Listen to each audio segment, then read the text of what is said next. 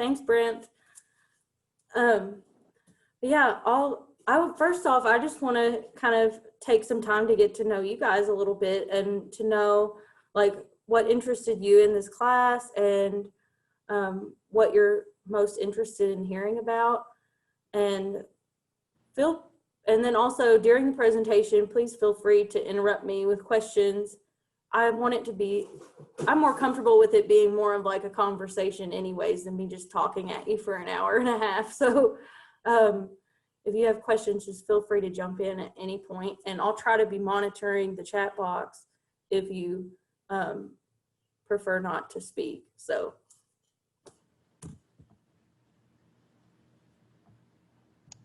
My biggest question, and the reason I'm here today, is I compost already. I live in a subdivision, so I just have like a box composter, you know, like a plastic thing, and it takes forever. And I know that vermicomposting is a lot quicker, so I just kind of wanted to learn more about it so that maybe I can do that instead, because it takes 6 months to a year before you have anything. Okay, great. I live in a subdivision as well, so I don't have a lot of land, but I actually do my vermicomposting inside my house here.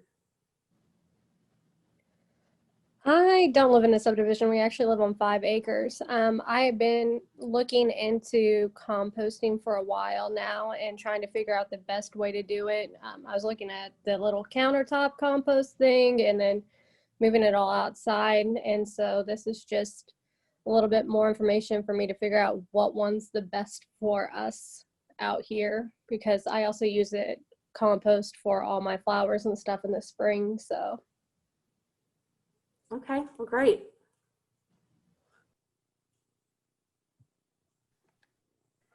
I did a half-hearted compost attempt previously. I just got like a 5-gallon bucket from Lowe's and just kind of threw scraps in there.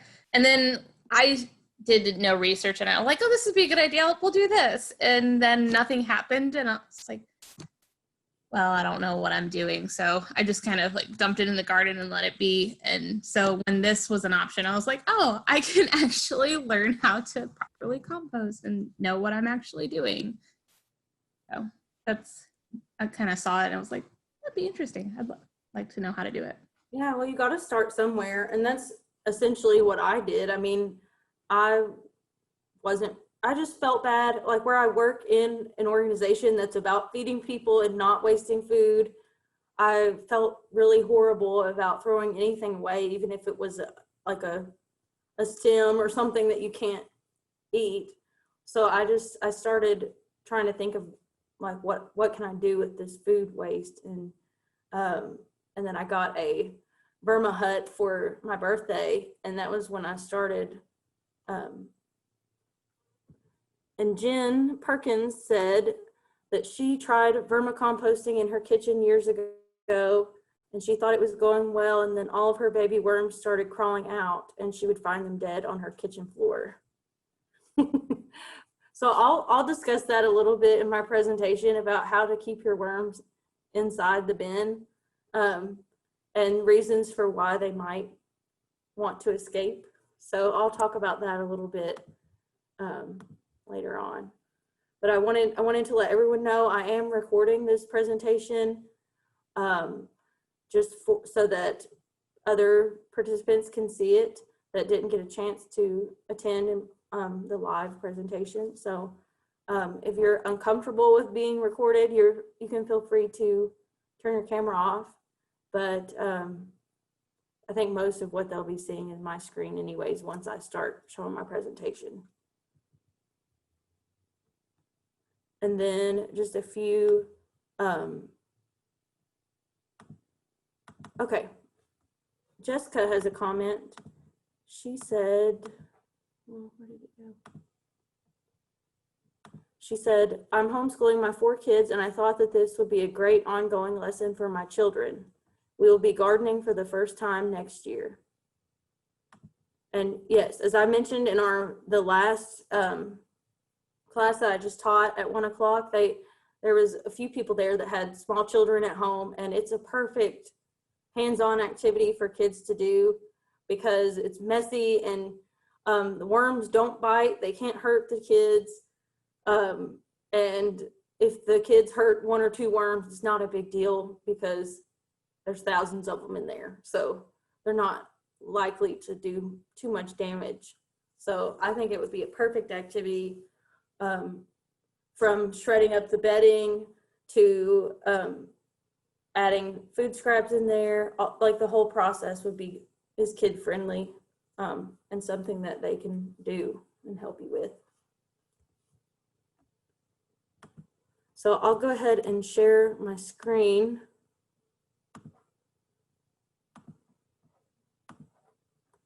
And we'll get started.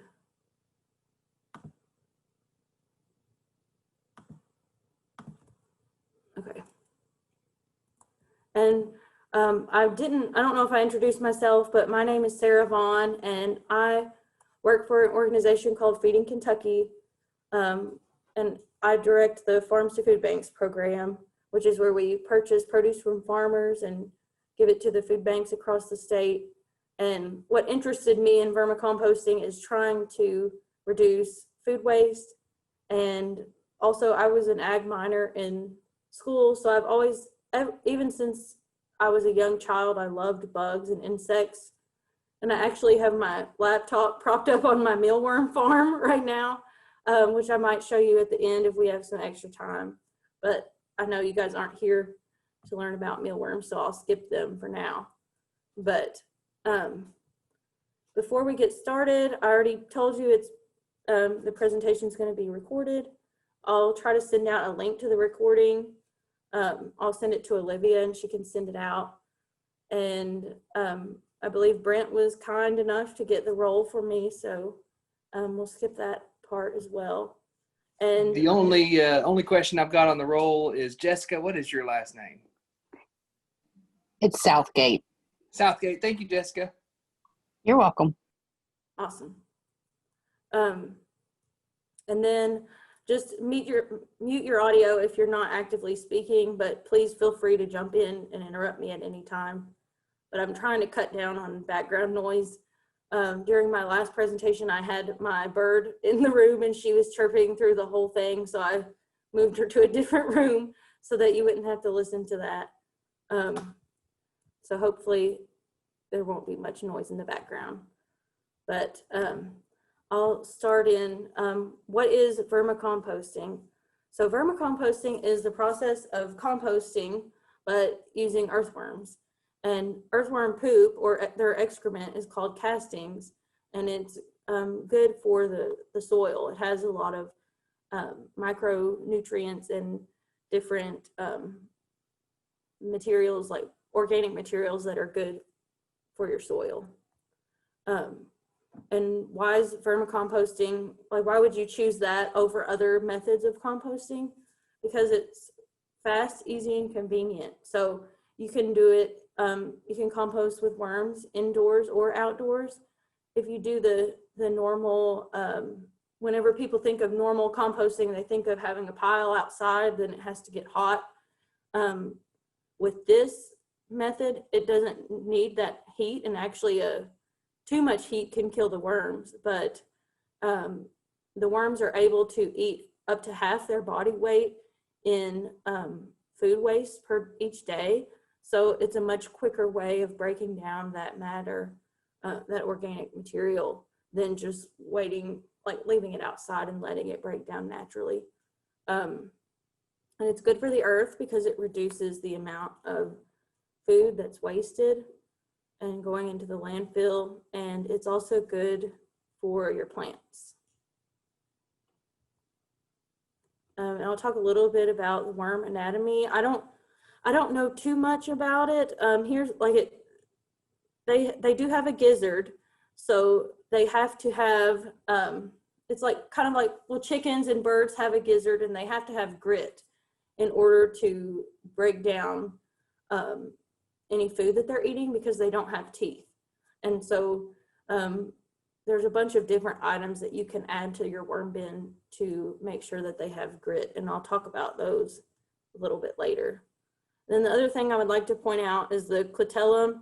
This is the sexual organ of the earthworm, and it's a way that you can tell if your earthworm is a mature, full-grown adult, or if it is a young earthworm, because a baby does not have that organ. And then a few facts about worms. They can't see, but they're sensitive to light.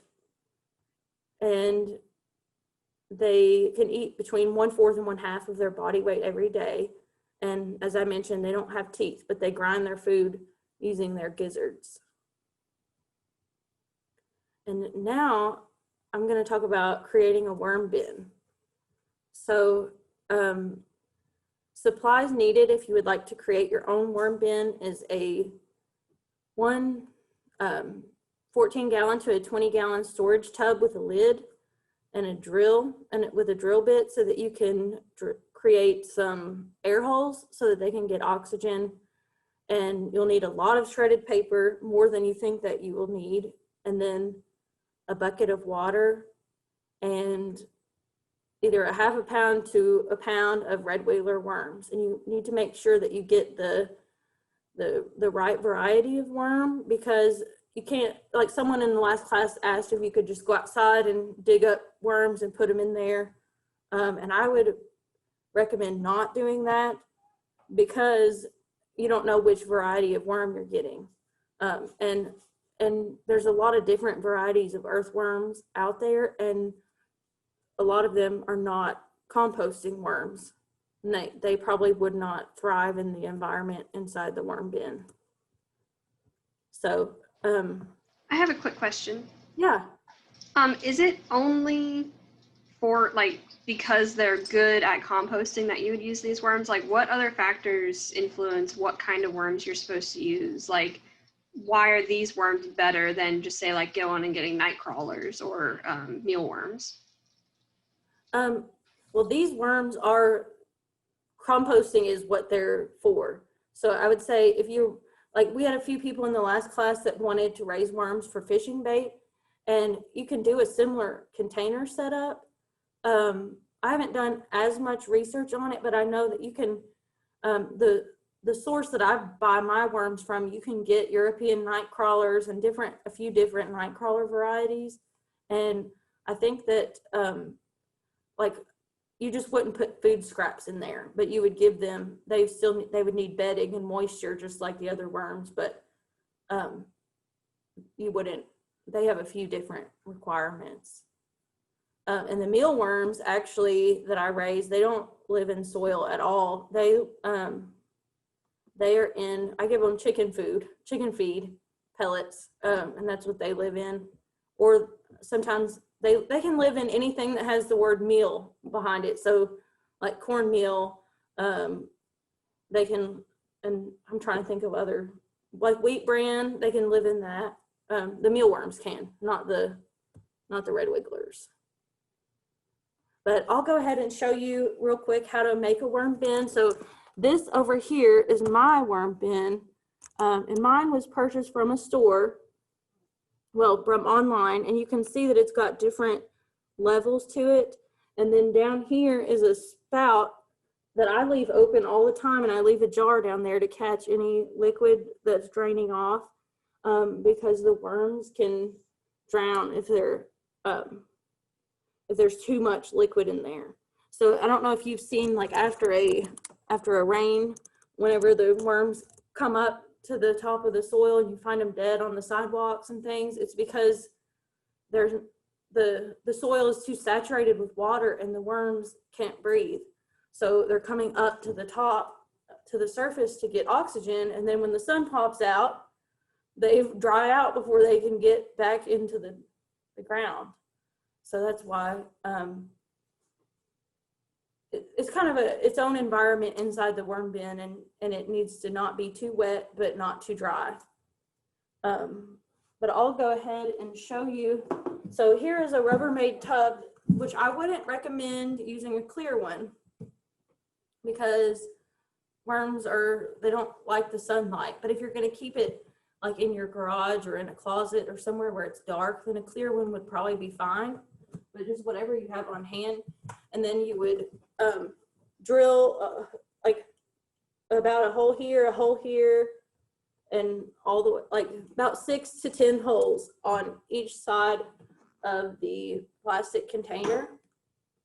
And then you would want to get some shredded paper like I have here. And I've already went ahead and I had a bowl of water and I went ahead and soaked some paper just so that I could have it ready. But you want the paper to be moist, but not dripping water. So if I squeeze it, then some water will drip out. But so it's like a sponge. Like you think of it as like a sponge. You don't want it to be dripping water, but you want it to be moist enough that when you squeeze it, the water will come out. And then you just put that bedding inside the plastic container that you're using, and you'll want to fill it about halfway full. So I would say you don't want it to be more than, like my bin over here, the trays are probably about 6 inches deep.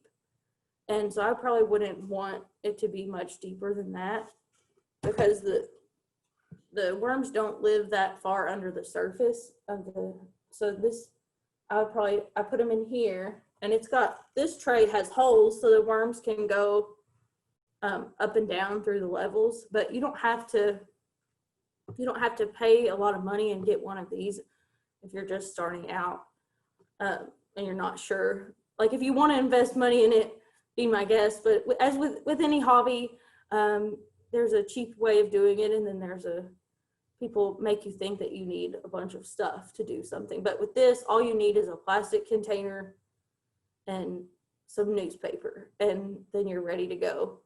So it really probably wouldn't cost any money at all if you already have those items sitting around. I have a question. You have the spout to get the excess moisture off. How do you do that with the tub? So with the tub, what people commonly do is when they go to buy a tub, they'll get an extra lid, and then they'll drill some holes in the bottom of the tub and set the tub on the lid, like so that it will drain into the lid. That's one way to do it. Another way is just to be very careful and monitor and make sure that you're not adding too much liquid. Like just monitor the level of the bin. If you're going to have it outside, it would be a lot easier to put it on some type of stand and put holes in it where it can drain down into the ground.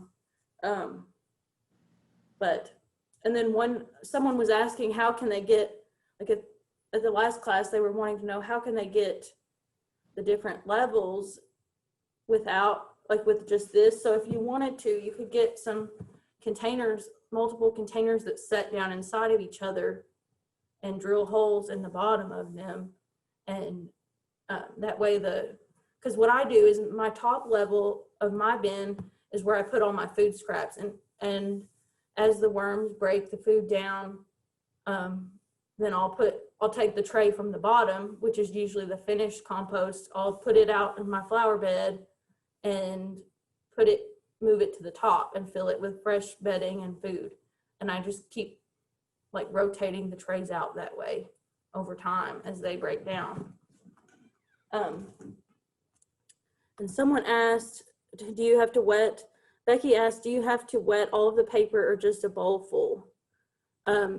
All of the paper that you're putting in the bin needs to be moist. But the bin that I showed you is the bin that I just use to store my dry shredded paper in, because I like to always have some on hand. So I can but I keep it dry until I'm ready to use it. And then, but all of the bedding that you put in your bin needs to be moist. And it's best if it can be evenly moist.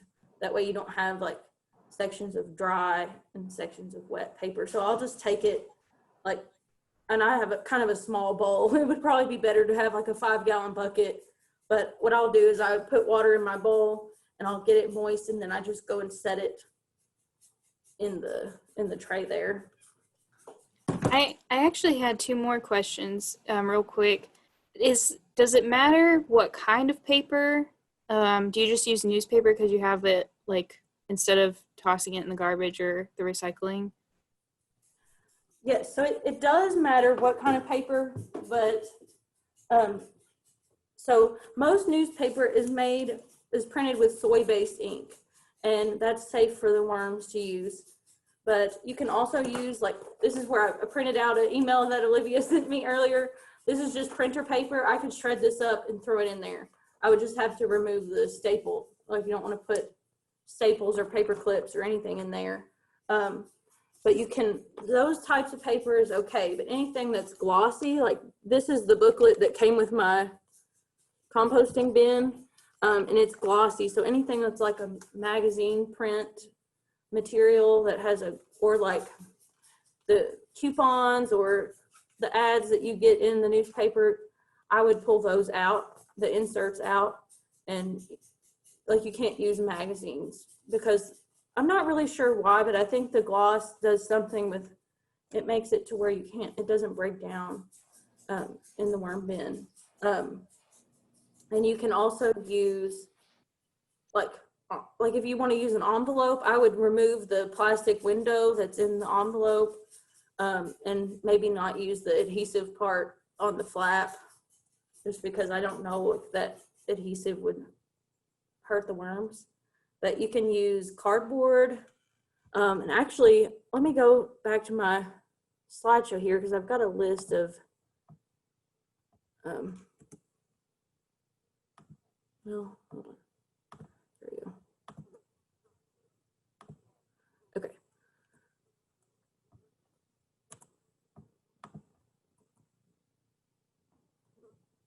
So here are some bedding materials that you can use in your worm bin.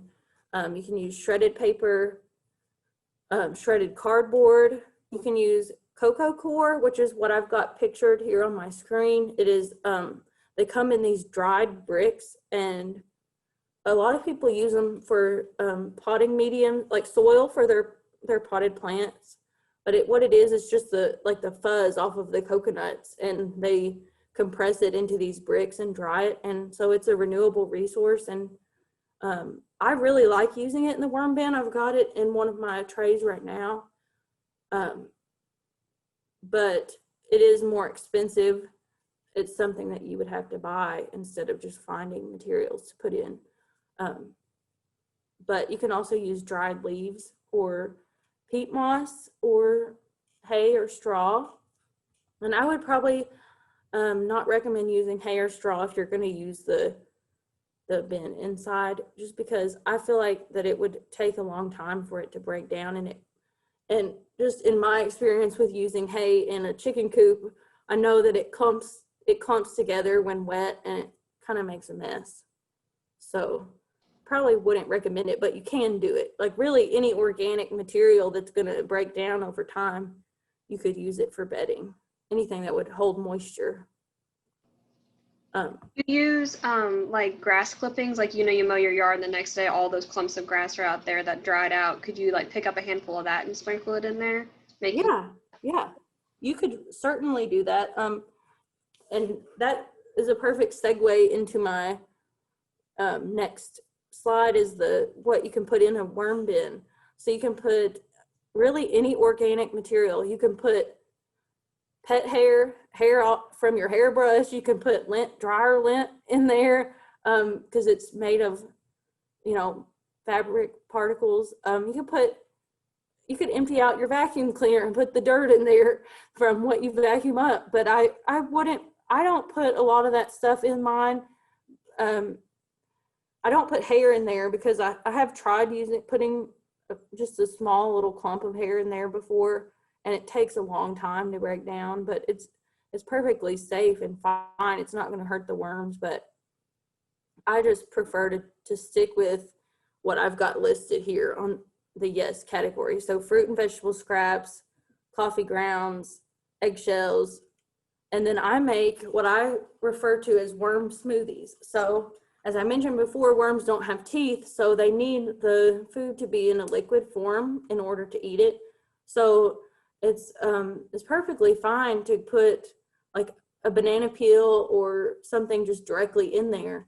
But I like to put them in a blender and blend it up and add a little bit of water and blend it up until it's like a smoothie consistency. And I pour it, spread it out evenly across, like through the bin, and then you bury it.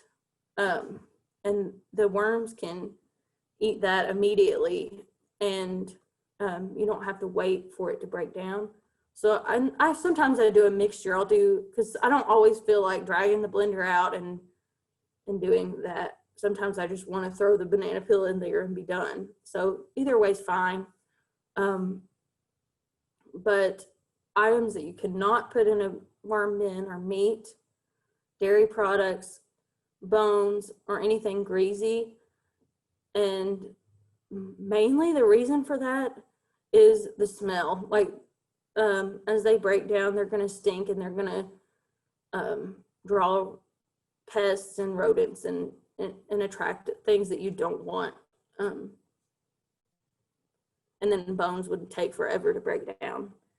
And then also sparingly, you could occasionally put some citrus or onions or garlic and bread in there, but don't do it very often. I've heard mixed things from different people. Some say that citrus will burn the skin of the worms and not to put it in there. And I think the main reason for onions and garlic is just because they're smelly.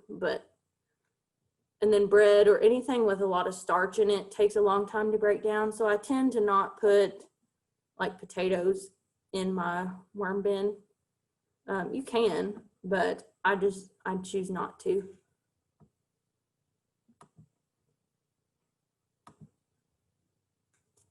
Let me see. Let's see if okay, we're good. I was trying to see if I had anything in the chat.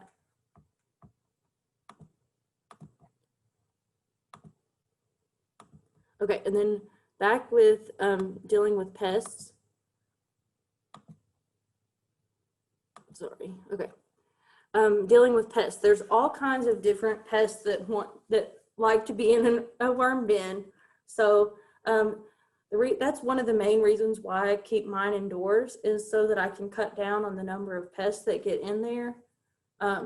You're still it's going to be inevitable. You're going to find something at some point, because a lot of these like little tiny microscopic mites and things like that, they might be on the produce that you bring home from the store and you can't see them. But a lot of them are not harmful to the worms. So, but one thing I would worry about is a centipede. So if centipedes are predatory insects and they will eat the earthworms, and I've never had a problem with them in my worm bin, but I've heard that if you ever see one in there, you want to get it out, because they can really eat the worms and kill them, and they're not good to have in there. And there's a bunch of different types of mites that get in worm bins. Some of them they kind of have a symbiotic relationship with the worms. Like they help break down the food, and they're eating the same food as the worms, but they're not really hurting them. And I believe those are usually white in color, like little tiny white mites. I have currently in my bin, I have some mites that are red in color, and I've heard that they might eat the worms, but usually they're just doing the same thing as the white mites, and they're eating the decomposing food that's in there. And one way I've read to get rid of them is to take a slice of bread and lay it on the top of the soil, or any type of vegetable peel. Like I put an avocado peel in there and just laid it on the top, and all of the mites flocked to it, and then you can grab it and throw it away. And that's one way to kind of reduce the mite population, but I don't worry about them too much, because they don't really hurt anything. And then there's another type of worm called a potworm that sometimes will show up in your worm bin. And that's usually caused when your worm bin is too wet. So if there's too much moisture in there, like sometimes you can tell the conditions of your worm bin based on what you see by looking in there. Because if it's too wet, the potworms will thrive. And again, the potworms don't hurt the worms, but it's a sign that that your bin is too wet for the worms to be thriving. And then ants, roaches, spiders, and gnats, all of those are, well, the spiders are attracted by the gnats, I believe, and then the, because they want to eat the gnats. Like I've got a couple little cobwebs where the gnats land in, and I've been dealing with a problem with gnats, but I think it's because of my house plants, because gnats lay their larvae in moist soil, and so if the soil stays moist, then the gnats are breeding, and they're annoying, but they don't hurt the worms. And there's several different ways you can get rid of them. You can take some apple cider vinegar and put it in a shallow bowl, and take a piece of saran wrap and put it over top of the bowl and poke some little holes in there, and the gnats will go in, but they can't come out. And then I've also read about, you can take, like if you have a plant, a house plant, you can take like a little yellow paper plate, because I've heard that gnats are attracted to the color yellow, and you can put petroleum jelly or Vaseline on the plate, and the gnats will fly to the plate and get stuck on it and die. And that's one way. If you kill the adults, then they can't lay any larvae and reproduce, and then you'll eventually get rid of them.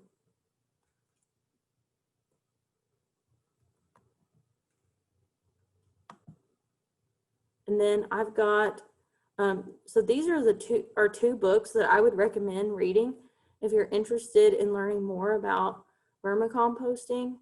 I've got, and I'll show them to you.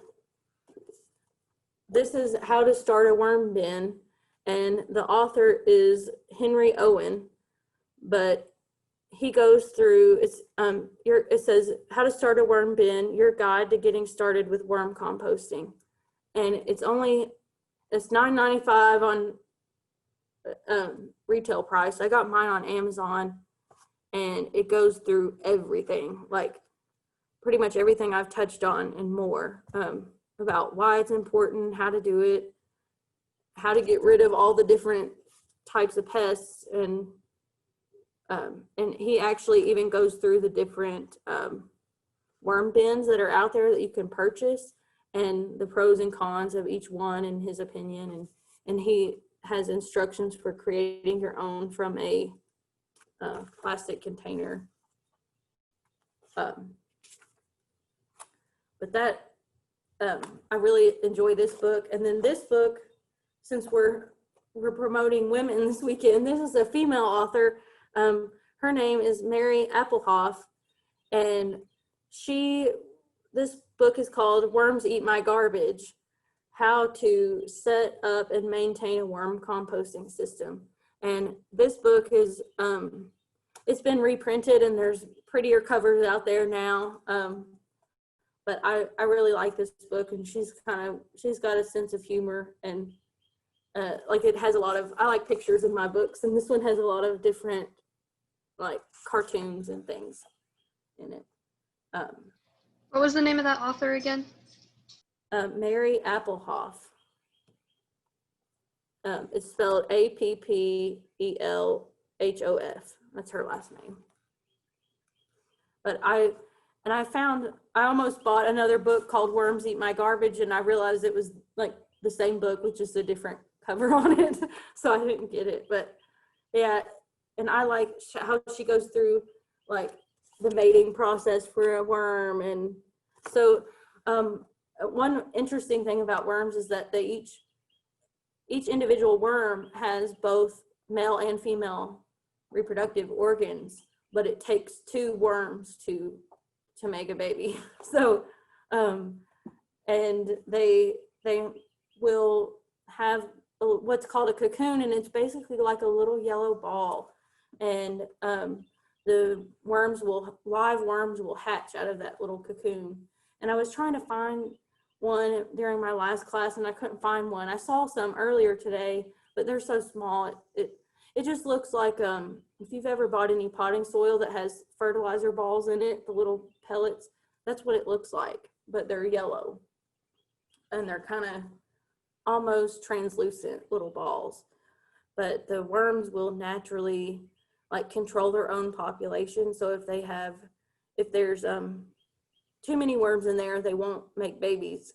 And if there's plenty of food and the conditions are right, then they'll reproduce like crazy. So they kind of maintain it based on the conditions that they're in.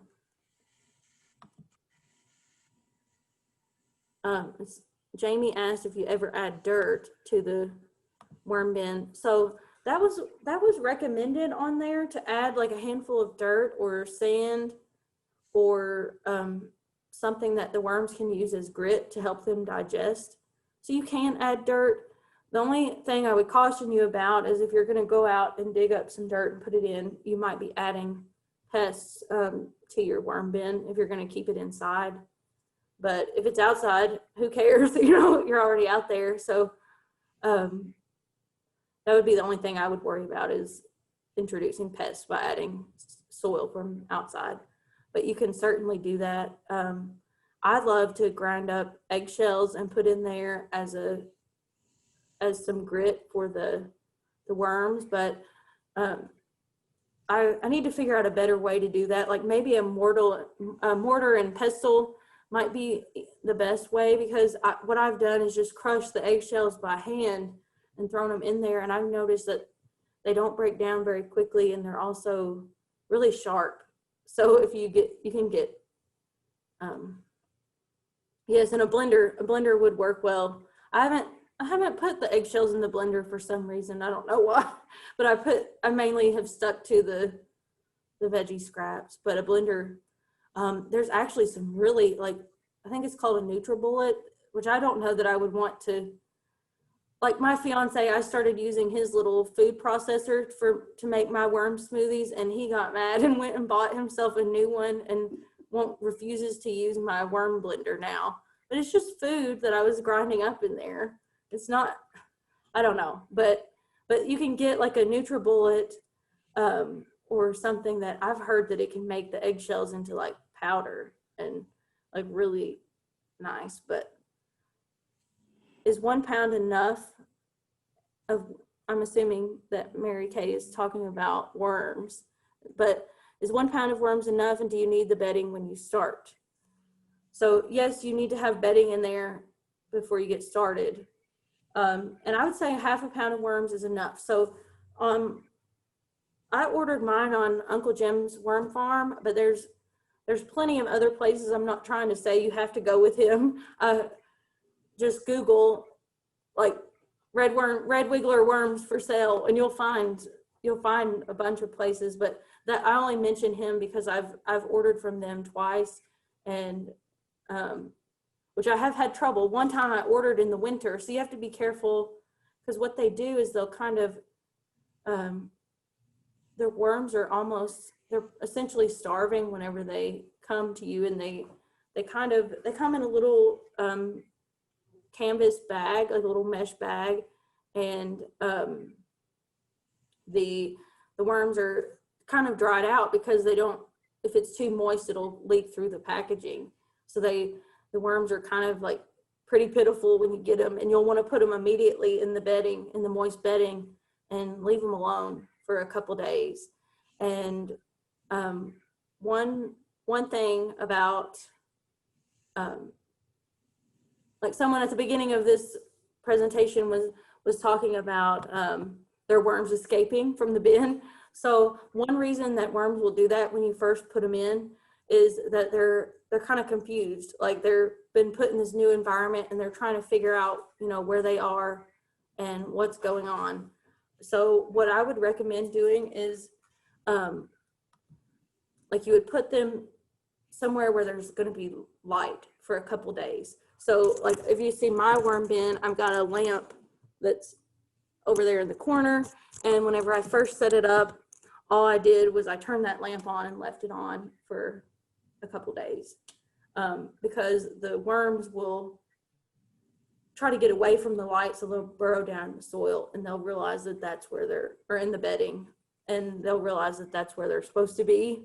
And the only other reason that worms will come out is if the conditions in the bin are not, like if they're not good for them. So if it's too wet, or if there's some kind of pest in there that's killing them, because the worms know that they'll die if they, like they know that they'll dry out and die if they leave. So there's got to be some, I would look into it more to see what could be causing them to leave. Is it too wet? Is it too dry? Like, why do they want to get out of there? Because they're essentially committing suicide by coming out. So what's in there that would make them want to come out, or what's not in there that they need? So, and they can eat the bedding. They'll eat the newspaper. So if you don't, like, say you go out of town and you don't add food scraps in there for a while, they'll eat the newspaper, and they'll break it all down, so it'll eventually be all castings in there. Oh, and I think I got off topic. So the 1/2 pound of worms, they recommend, I think it was if you're a family of 4, to get, I might be messing it up, but 1/2 pound of worms is about 500 worms. And then 1 pound of worms, I think, is about 1,000 worms. And they go by weight, but you can usually buy them like in quantities of 500 online is what I've seen. And I'd say 1/2 pound would be enough to get started, because they, like I said, they will reproduce, and it just depends on how quickly, like how impatient are you to get the castings. So if you can wait a while and you want to grow your colony gradually, then I would probably start with 1/2 pound. But I think 1/2 pound to 1 pound is probably a good starting place as far as that. And yes, I don't have a coffee grinder, but I think that would be a really good option for the eggshells. And you can just put eggshells just straight in your flower bed too. If you want to keep your worms outside. What do the worms cost? How much do they cost? I'm trying to remember, because Right. it's been over a year since I ordered them, but I was thinking they were like $20 to $30 for a, like, and I could probably get online and look real quick.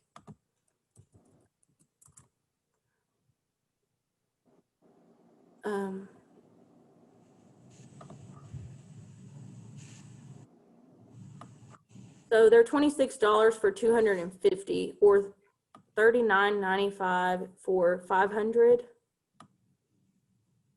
But this is at Uncle Jim's Worm Farm, and they usually have sales and things. Like they used to have a wheel that you could spin to get some kind of discount code. And if you have a friend that wants to do it too, you could like get the bigger number of them and split it and go from there. Thank you. Let's see. If you want to keep your worms outside, is there any issue with being outside during the winter? So a lot of you that go fishing with worms, you know that you can put worms in the refrigerator, and they go into kind of a hibernating state, and you can preserve them that way until you're ready to go fishing again. So worms can tolerate cold temperatures. I would just say anything below freezing, you don't want the worms to get below freezing, because that will kill them, and you don't want them to be like out in direct sun in the heat of summer either, because that will kill them too. So I would recommend, I've never kept them outside over the winter, but it can be done, and there's literature out there for how to do it. But I would think it would be similar to, like, I have a beehive, and for the bees you would put you can put hay bales around it to kind of add some insulation, or you could put like a blanket or something. Just make sure that they're still getting oxygen circulation, and they should be good. Or you could just bring them into your garage or something over the winter and put them back out in the spring, like people do with their flowers. So But I've kept mine indoors this whole time, and they thrive the best at room temperature. So between like 60 and 80 degrees is where they're the happiest, but they can certainly tolerate higher or lower temperatures.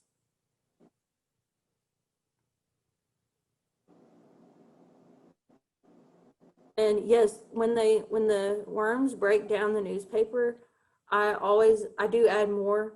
So how I do it is, I'll show you.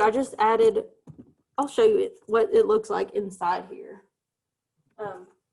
Sarah, Yes. could Wanda mute her screen because it keeps flashing to her screen? Okay. Okay, she's got it. But here, I just added some fresh newspaper in here at the top. And then, so what you would do is you would put your newspaper at the top, and then down here, if you can see it's dark soil-like material. This is my, the worm castings. So what I do is I just keep adding newspaper on top as it breaks down.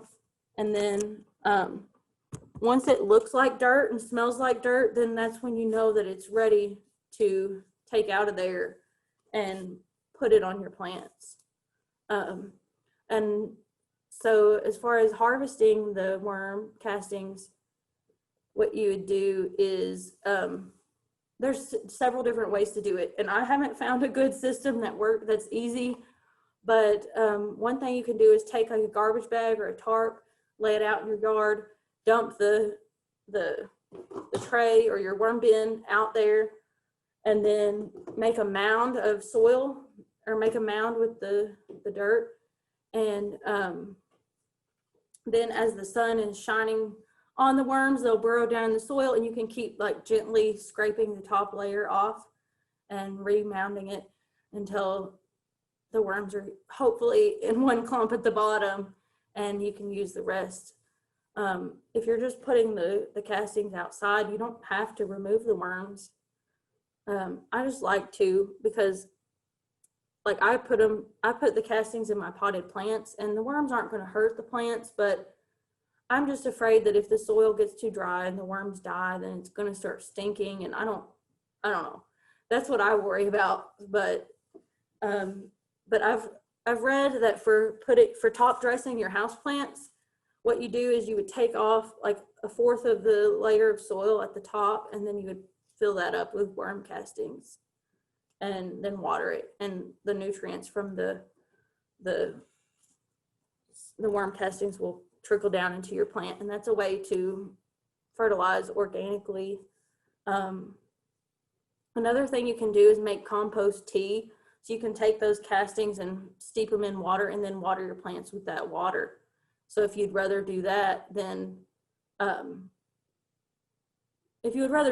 putting the dirt on them, then you can do that as well. But don't use like how I've got that drainage system, don't use that stagnant water that has drained out, because it's usually got stuff growing in it. It's not like I would throw that away instead of watering things with it. But yeah. Does anyone have any more questions?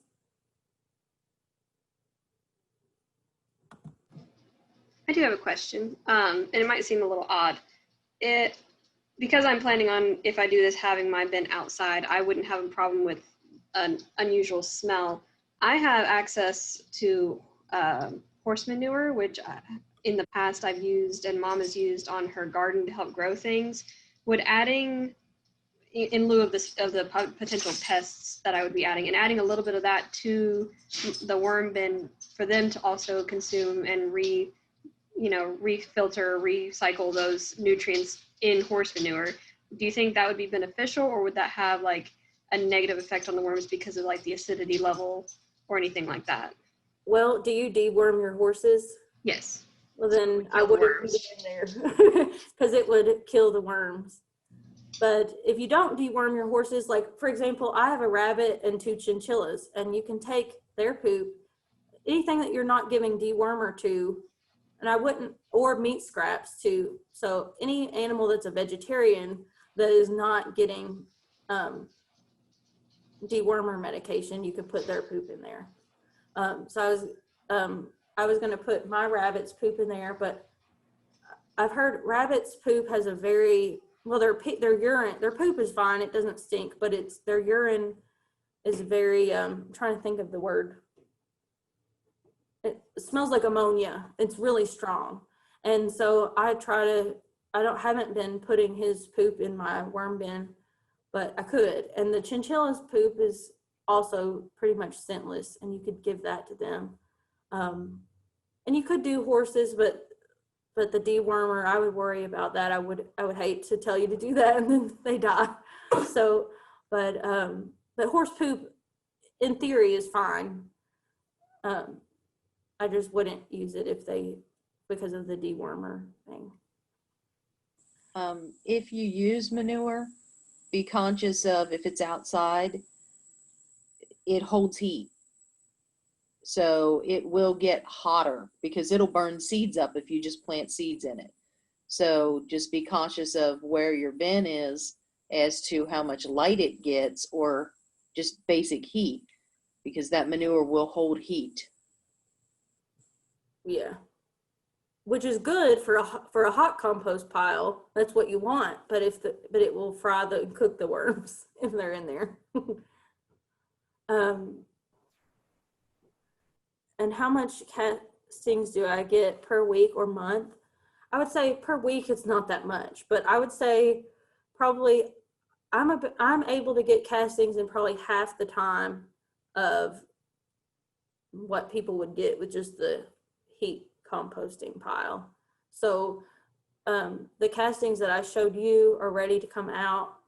I mean, the eggshells are still in there, but they're ready to come out. I'd say it takes probably a couple months for the worms to get that newspaper turned in the bedding and all the food turned into soil. But it does depend on the amount of food that you're adding into your bin, and then also the number of worms that you have and the environmental conditions. Because if it's really hot or cold, then the worms probably aren't thriving, so they're probably not eating as much. And does a layered worm bin make harvesting the castings easier?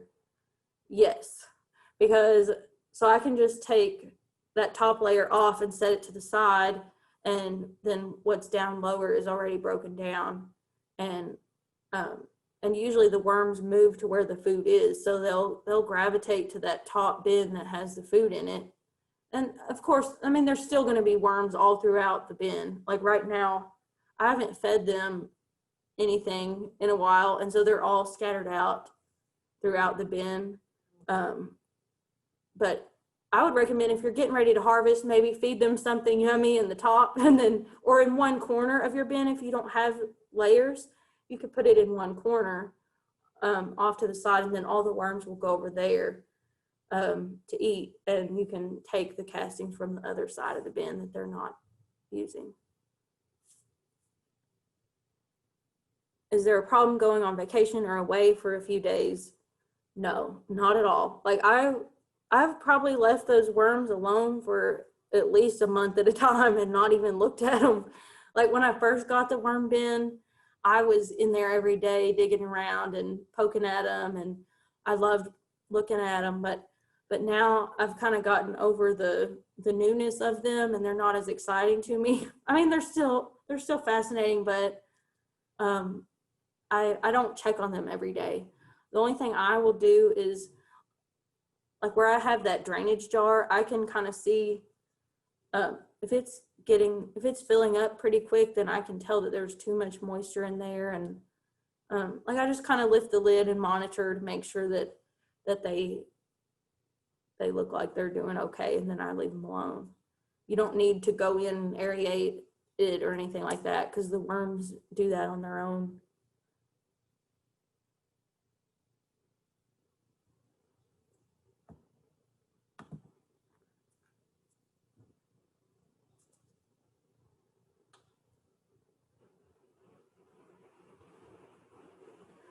how fast is the reproduction and maturity cycle for worms? That's a good question. I don't know. I don't know the answer, but I'm sure it's in my book. I could probably look it up. But I might just, I'll let you know whenever. I'm not going to read it now, but I think it's, I know that multiple worms come out of like one cocoon, and it varies. So like how dogs will have litters of puppies and they're all different, like some they're different, but there's multiple baby worms that come out of one cocoon. And when they hatch out, they're kind of translucent almost at first, and then they get redder, they get their red color as they age. How do you know when it's ready to come out and be used as compost, or if it doesn't just need more newspaper? So as I mentioned before, if it smells like dirt and looks like dirt, it's ready to come out. So if it still has chunks or like pieces of food in it, then I would probably leave it in there a little bit longer. And I leave mine in there, like I leave it in there a long time, but I've heard that you want to have at least half or more of the tray to be like fresh bedding, because when you think about it, the worms are living in their own poop, and that's kind of gross. like they need, it's good to give them fresh bedding, but how I do it is I just, like, as long as they have fresh bedding at the top, then what's at the bottom, I just leave it alone. But if it looks like dirt, then I can get it out and put it on my plants. And sometimes I just get lazy and I'll just take handfuls of it and just throw it outside in my yard for the grass and everything. But yeah. So you said when you first get them, you just stick them in the newspaper for a couple of days to help them acclimate. Do you put food scraps in there too at that time, or is it just the newspaper? You don't need to, but you can. I would say they're probably, especially if you ordered them online and they came in the mail, they'll probably be pretty stressed out when they first arrive, so they're probably not going to be eating a lot of food. But it's not going to hurt anything to have food in there for them when they go in. But they'll be okay without it for a couple days. Do you have to keep replacing the bedding as well as the newspaper and food scraps? Yes. So I would say that I probably put new newspaper in every couple of months. And food scraps, I put it in as I have them. So, but I kind of, if I get, like say I got a watermelon and I have an entire watermelon rind that I want to put in there, well, that would really overwhelm my bin. So what I would probably do is cut it up into smaller pieces, store some of it in the freezer or in the fridge or something, and then just put it in like a little bit at a time, so I'm not overwhelming them. But one thing, I have frozen food, like scraps, and then thawed them out and put them in there. I try not to put them in like when they're still frozen because it could freeze the worms. But and then I also try to drain any liquid off of the frozen food before I put it in there, just so that it's not making the bin too wet. If there's anything to be done special during the cold months, if it's outside, I would say just putting some type of insulation to keep the worms, like you could put hay bales around it, or some way to give them a little bit of insulation, or putting them, like I've thought about moving mine out on my porch, because then they would have, like my house would be there as a barrier to block the wind and to keep rain and snow and stuff off of them. But or you can also put them in your garage. do you need to remove the worms from the castings before you remove the castings? No. Is it okay if some of the worms end up in the garden? Yes. Are they considered native? I don't know, but I don't think that they would become invasive, because just by putting them, like they have to have special conditions to live, and so they would probably likely die outside of like the compost, like if they were just outside, unless they were able to find a place like some rotting, like decaying wood or something.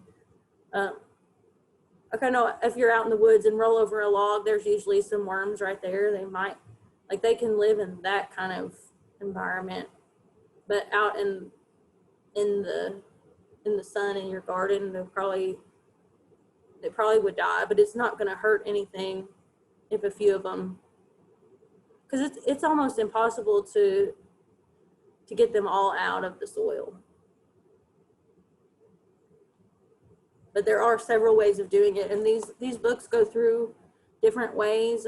Like there's some screens that you can buy where the compost would fall through and the mature worms would stay on the top, and you can screen them out. There's different methods that people use, but for me, I kind of just use the like feeding them on one end and trying to lure them over, and then whatever didn't make it goes out in the yard.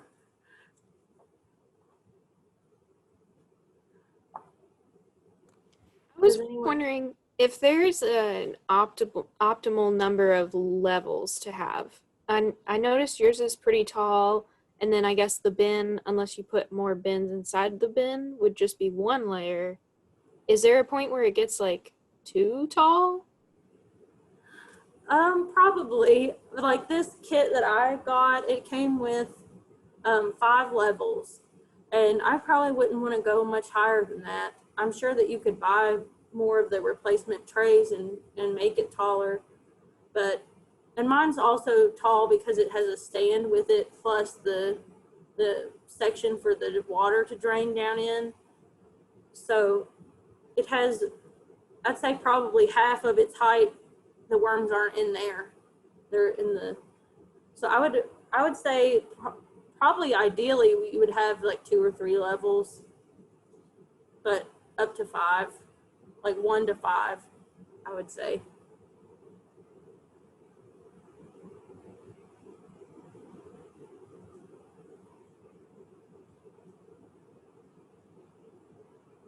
All right.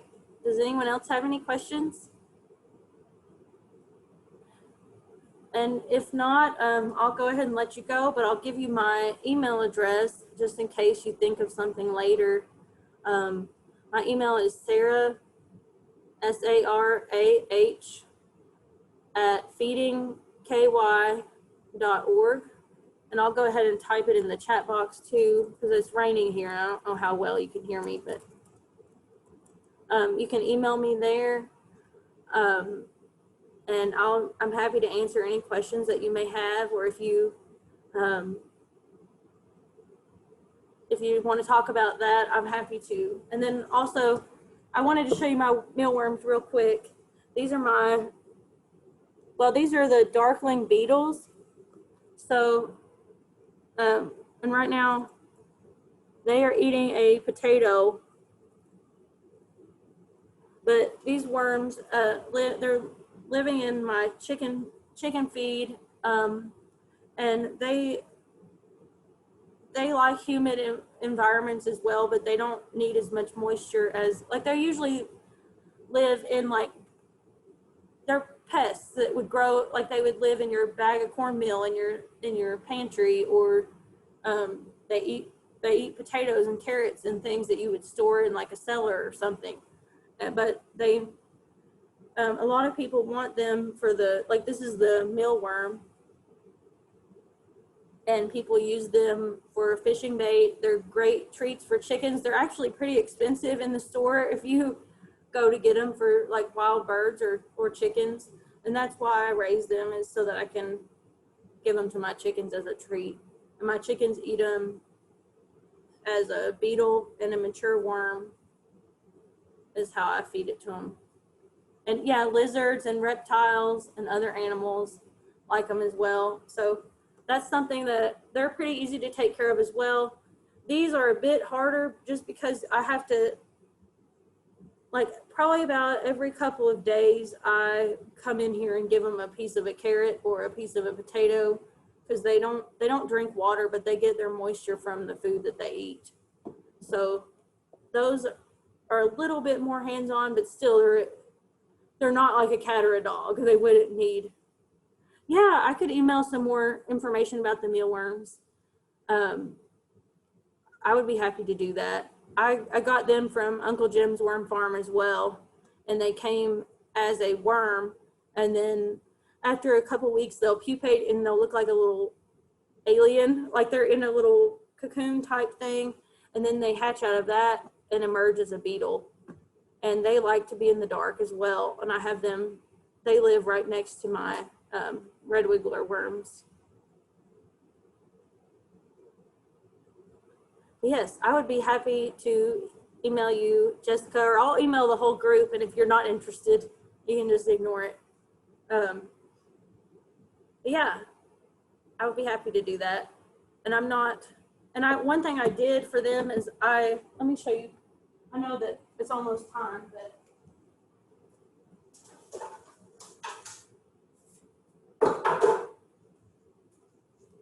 so I took a window screen like this and I cut the bottom of one of these trays out and put the screen as the bottom, because the adult beetle likes to burrow down and lay their eggs, and their eggs would drop through the screen and then the baby worms would hatch. And that was my way of keeping the beetles separate from the worms, because the beetles will eat the worms if they'll eat their own babies if they get hungry. So I was trying to keep them separate by having that screen at the bottom. And all I did was take a hot glue gun and glued the screen to the bottom of the plastic tray. It was really difficult to cut the bottom out of the tray, but I used an X-Acto knife, and I don't know why it was so difficult for me, but I was trying to not cut too much of the tray and just get the bottom out only, and I was struggling with it, but that's what I did for my bin. But yeah, thank you guys for participating, and I'm really glad I got to visit with you this afternoon, and I hope you have a wonderful rest of your weekend. Bye. Thank you, Sarah. Thank you. Bye. Thank you. Thank you. Thank you. Thank you. Thank you. Bye.